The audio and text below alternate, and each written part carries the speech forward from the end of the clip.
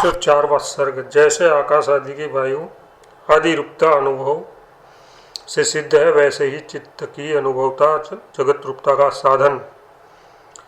चिन्ह मात्र ही स्वप्न की भांति जगत के आकार से प्रतीत होता है। ऐसा जो पहले कहा था, अनुभव का अवलंबन होने पर प्रमाणों द्वारा पदार्थ तत्व की जिज्ञासा कर रहे सभी को उसी की शरण में जाना होगा। उसके सिवा दूसरा चारा है ही नहीं। भले ही आकाश आदि की क्रम से सृष्टि कल्पना परंपराओं से अति दूर जाकर ही उसका समाश्रय ले, ऐसा प्रतिपादन करने के लिए आकाश आदि की आचार्य प्रसिद्ध स्वरूप सिद्धि कहते हैं। श्री वशिष्ठ जी ने कहा, ऐसे राम जी शब्द तन्मात्रा आकाश है और तन स्पर्श तन्मात्रा वायु है। उन दोनों के अत्यंत संघर्ष के से उत्पन्न हुआ रूप तन्मात्रा तेज है। उक्त तेज की शांति मतलब उष्णता और रुक्षता के समन द्वारा शीतलता द्रव्यत्व श्रेय रूप रस तन्मात्रा जल का रूप है। आकाश वायु तेज और जल का संग मतलब इनका मिलन होने पर घनी भाव का हेतु गंध भाव पृथ्वी है। इस प्रकार चित्त से ही स्वप्न सदस जगत बान में यह क्रम है। यहाँ पर हमारा प्रश्न है कि अमृत आकाश से पृथ्वी पर्यंत मृत पदार्थ संग कैसे हुआ। इसके उत्तर में यदि कोई कहे कि आकाश से क्रिया स्पर्श प्रधान वायु ही उत्पन्न होता है, वह रूप ही न होने के कारण कुछ अंश में मूर्त के तुल्य है, इससे रूप तन्मात्रा प्रधान मूर्त तेज को उत्पन्न करेगा, तो ये उत्तर ठीक नहीं है। क्योंकि निरवयव कुटस्थ आकाश से वायु की ही सिद्धि नहीं हो सकती। कोई भी निश्चेष्ट तथा निरवयव पदार्थ न तो कुछ बना सकता है और न उसमें विकार हो सकता है। यदि वह संपूर्ण रूप से विकृत हो जाए तो आकाश के अभाव से वायु आदि के लिए अवकाश ही नहीं रहेगा। यदि आधा या उससे कम आकाश विकृत होता है ये मानो, तो आकाश भी अवयववान हो जाएगा।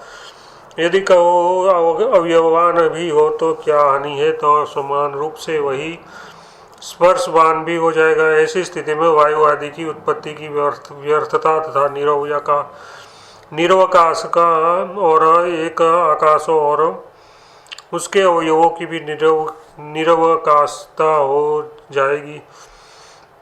इस प्रकार रूप रहित वायु से भी रूप तन्मात्रा की उत्पत्ति का आरंभ से आरंभवानुसार या परिणाम से परिणामवादुनुसार निरूपण करना ठकठीन ही नहीं असंभव ही है। कारण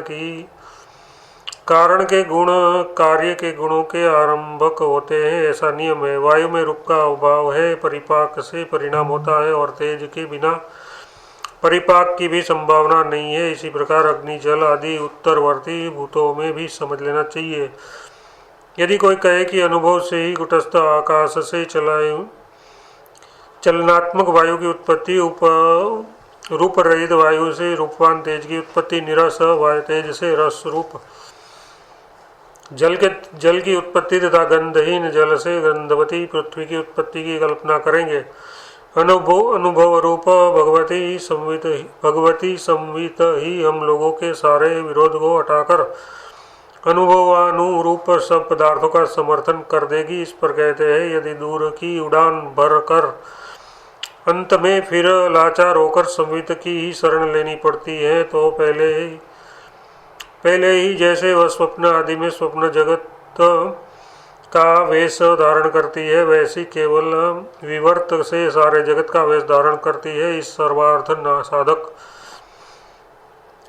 साधक निर्मल सिद्धांत को मान लेने में कौन दोष है। उसी सिद्धांत का प्रतिपादन करते हैं। अति निर्मल संविद ही अपने स्वरूप में भाषित होती है। ये कथन वही जगत है यो परमार्थ सत्य स्वरूप अधिष्ठान के बल से तथा ये सब ब्रह्म ही है इत्यादि यथार्थवादिनी श्रुति के बल से सत्य ही है। ये सिद्धांत रहस्य हम पहले ही कह चुके हैं। न तो कहीं पर पांच भूत है और न घट दीवार आदि भौतिक पदार्थ ही है, किंतु फिर भी जैसे स्वप्न आदि में भूत भौतिक शून्य चित्त ही भूत भौतिक के समान सबको दिखाई देता है, वैसे ही जागृत में असत भी भूत भौतिक पदार्थ चित्त बल से सत्य से अनुभव होते हैं।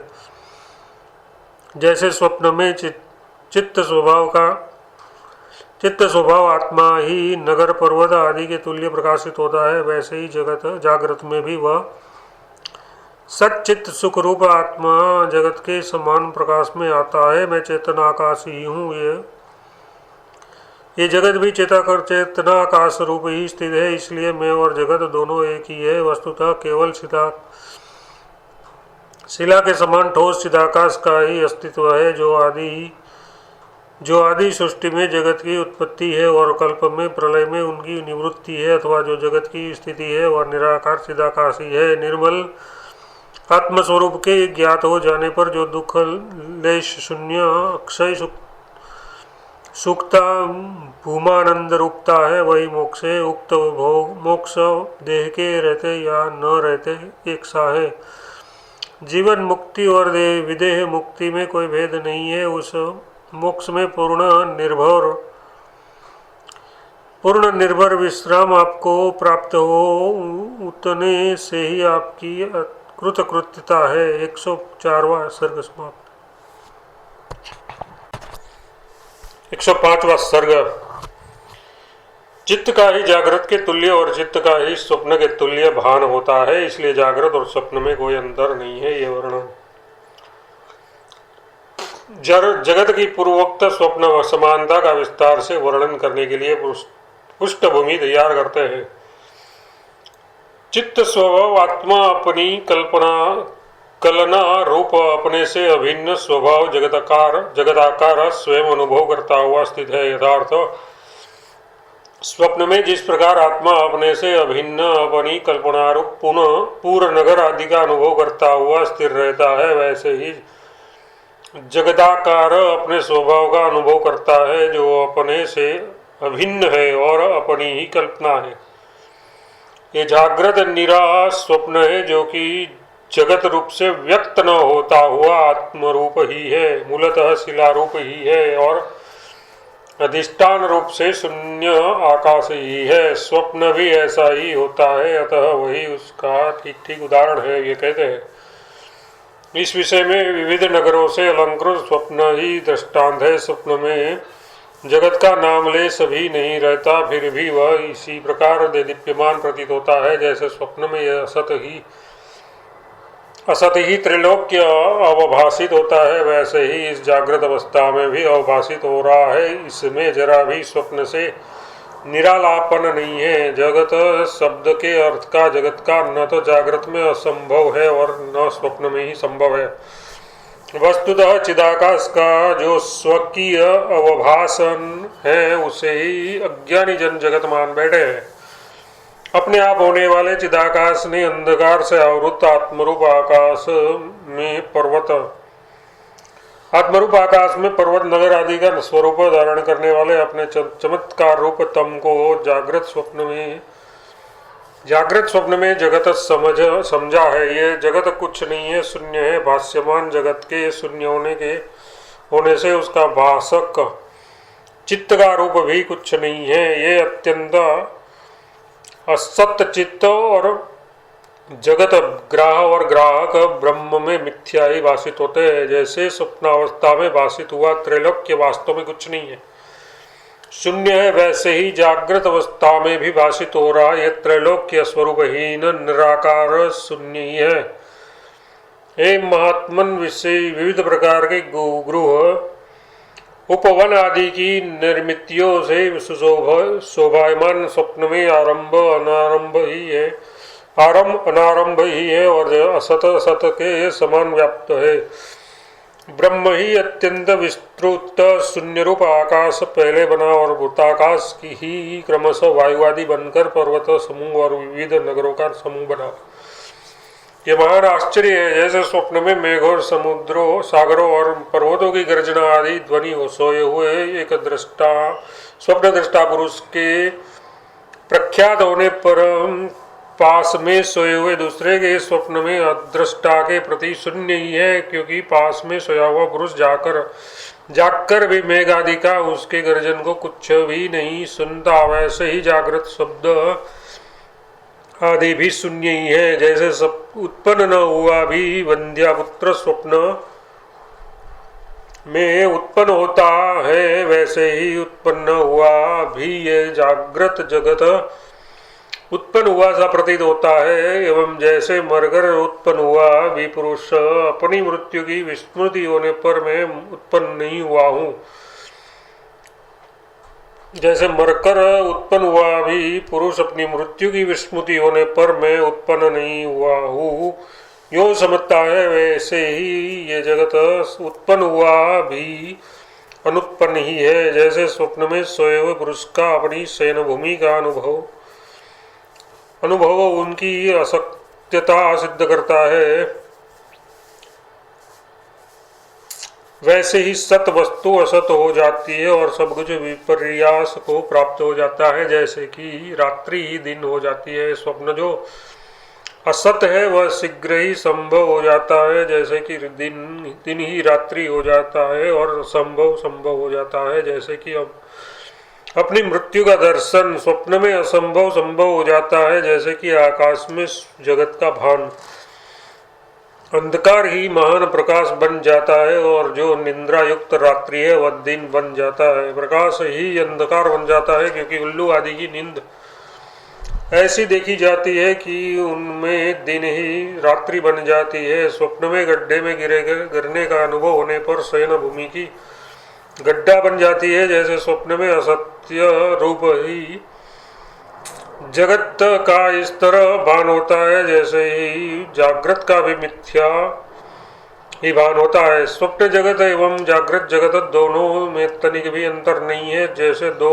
कल का और आज का सूर्य एक से होते हैं, जैसे दो युग्म यानी जुड़वे पुरुष एक से होते हैं, वैसे ही ये जागृत और स्वप्न भी एक से है। इसमें तनिक भी विलक्षणता नहीं है। पूर्वोक्त जागृत और स्वप्न की समानता का खंडन कर उनमें विलक्षणता दिखला रहे श्री रामचंद्र जी शंका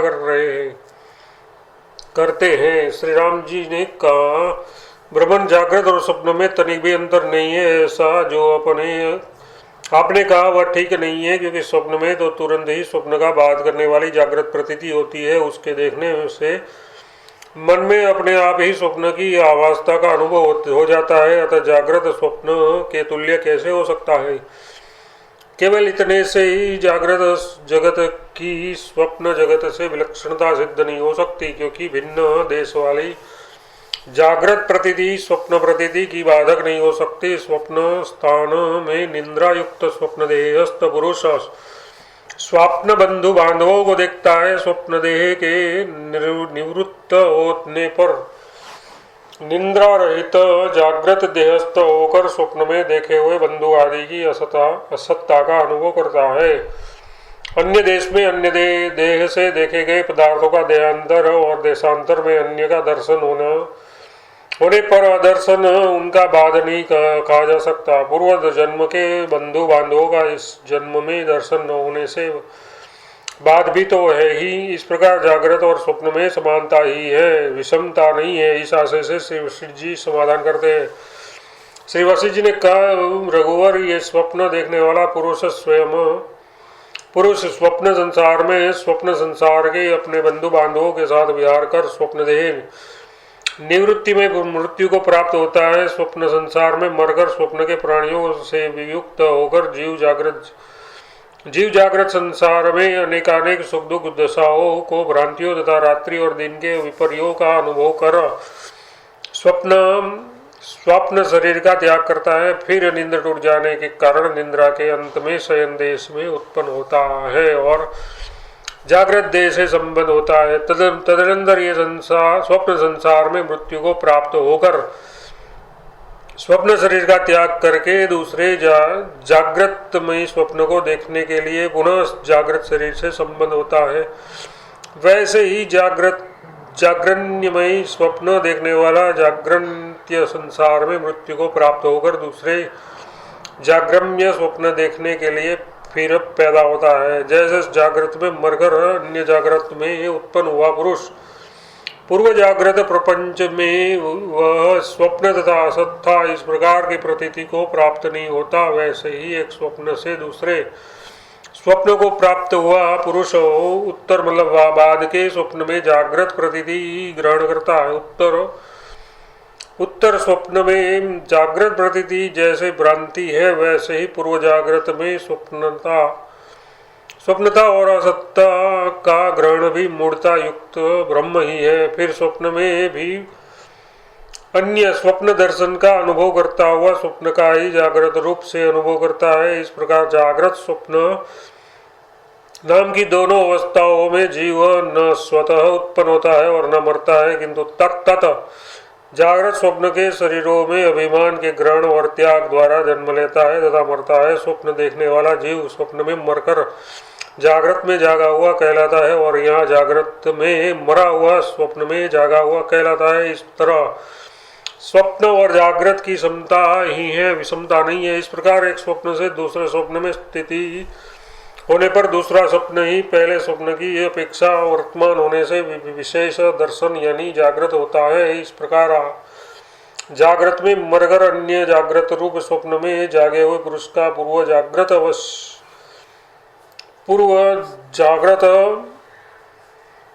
अवश्य स्वप्न है। जागृत और स्वप्न दोनों ही उपन्यासमयी ग्रंथ के कथा के अर्थ के समान काल्पनिक ही है, यथार्थ नहीं है, इसलिए दोनों परस्पर एक दूसरे के उपमान उपमेय बने हुए हैं। इतिहासमयों ऐसा दीर्घ पाठ होने पर स्वप्न और जागृत कुछ विलक्षण होने पर भी यह अर्थ है। उक्त पाठ में असम विषम यानी अस्मयो ऐसी युक्ति करनी चाहिए। इतिहासमयो ये पाठ ठीक है। ये पाठ में जागृत और स्वप्न दोनों ही इस तरह अस्मने ही है, ये अर्थ है। इस पाठ में जागृत और स्वप्न दोनों ही इस तरह अस्मने ही है, ये अर्थ है। वर्तमान दशा में तो स्वप्न भी जागृत के तुल्य ही स्पष्टता प्रतीत है। अतीत जागृत भी प्रसिद्ध स्वप्न के समान ही उदित होता है। वास्तव में दोनों असत है, केवल चिदाकाश का ही स्वप्न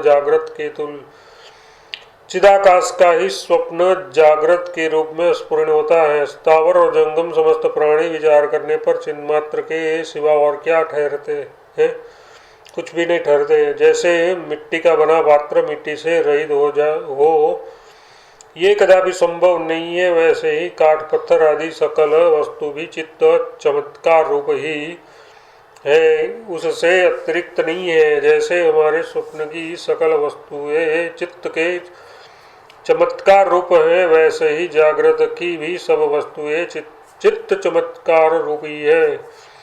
पहला बताइए तो सही, स्वप्न में जो पत्थर दिखाई देता है वह चित्त के चमत्कार को छोड़कर और क्या हो सकता है? ये प्राज्ञ इस विषय में विद्वानों के साथ युक्ति पूर्वक विचार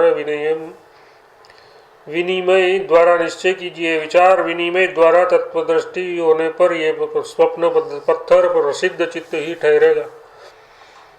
जैसे स्वप्न का स्वरूप है हुबहू ठीक वैसा ही स्वप्न स्वरूप जागृत का भी है। इसलिए अध्यारोप पक्ष में चिन्मात्र ब्रह्म ही जगत के आकार में विभक्त है और अपवाद पक्ष में तो समस्त जगत चिन्मात्र ब्रह्म हो गया है। जैसे मिट्टीमय पात्र मिट्टी से विहीन नहीं दिखता, वैसे ही जगत चिद व्यतिरिक्त चिद शून्य नहीं दिखाई देता। जैसे पत्थर का बना हुआ पात्र पत्थर विहीन नहीं दिखता, वैसे ही चिन्मय चैत्य जगत भी चिन्ह भिन्न नहीं मालूम होता। जैसे द्रव रूप जल द्रवहीन नहीं पाया जा सकता, वैसे ही चिन्मय